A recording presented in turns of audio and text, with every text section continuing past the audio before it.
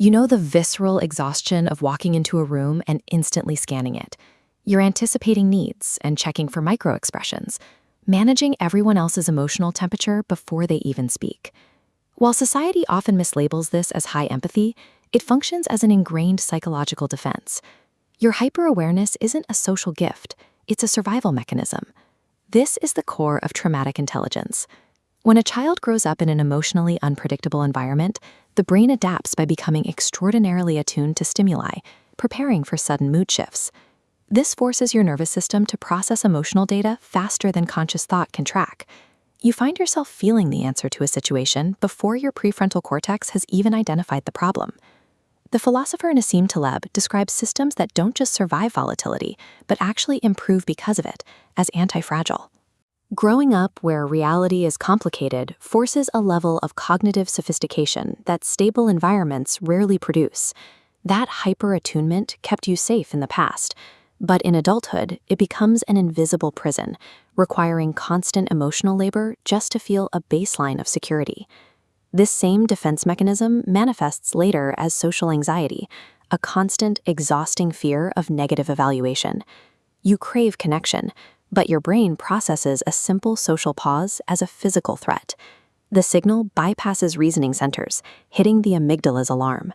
Once hijacked, immediate safety becomes the only priority. Logic is sidelined while your body prepares for a perceived rejection. You adopt maladaptive protections to cope. You shrink yourself to stay unnoticed, refuse to ask for help, or attempt to perfectly control how a partner perceives you. Relying on external validation to regulate internal safety leaves you vulnerable to total emotional exhaustion. Eventually, you reach a state of emotional saturation. You have given too much for too long, functioning as an emotional container for others without ever feeling met or reciprocated. This state makes you susceptible to manipulation. You might be drawn to mirroring, where a partner temporarily adopts your values to secure an attachment, or guilt trips that make you responsible for their every mood. The most addictive tactic is the hot and cold cycle. This intermittent reinforcement, alternating between intense affection and sudden distance, keeps you hooked on the hope of returning to that early warmth. Your brain interprets a partner's withdrawal as a survival threat. To restore safety, you chase them, over-investing in a relationship that has become a one-sided effort.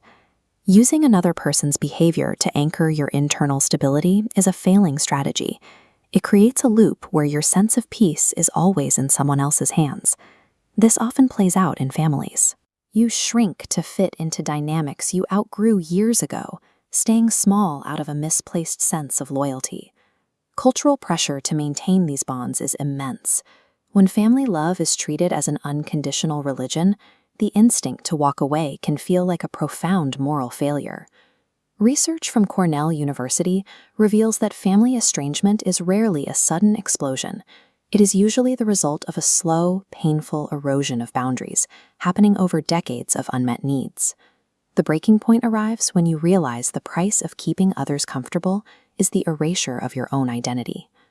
This pressure triggers extreme responses. You might unconsciously sabotage a relationship just as it becomes stable, or aggressively cut everyone off to find a moment of silence.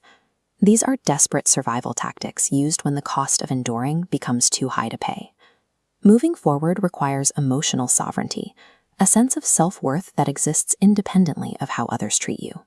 The foundation of this sovereignty is achieving a genuine comfort with solitude.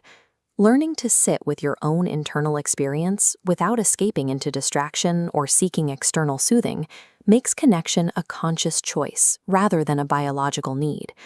This shift creates internal standards primacy. Your own judgment becomes the heaviest weight on the scale, easily deflecting the shifting, uninformed opinions of others. Viktor Frankl emphasized the human capacity to find meaning in suffering. For those with a trauma history, this search transforms past hardship into post-traumatic growth. Shifting the origin of your validation from external sources to internal ones is the only way to dismantle a defense system that no longer serves you. Emotional sovereignty allows for proactive boundaries. When you face disrespect, you no longer chase approval, you simply withdraw your time and energy. Ending toxic ties is a logical consequence of self-respect. When you stop abandoning yourself to maintain a dynamic, the relationship adapts or naturally falls away. You don't lose the people you truly need by being honest. You only lose those who required you to stay small. This is the transition from reactive defensiveness to a rooted internal strength. Genuine psychological resilience produces the quiet, stable peace of finally belonging to yourself.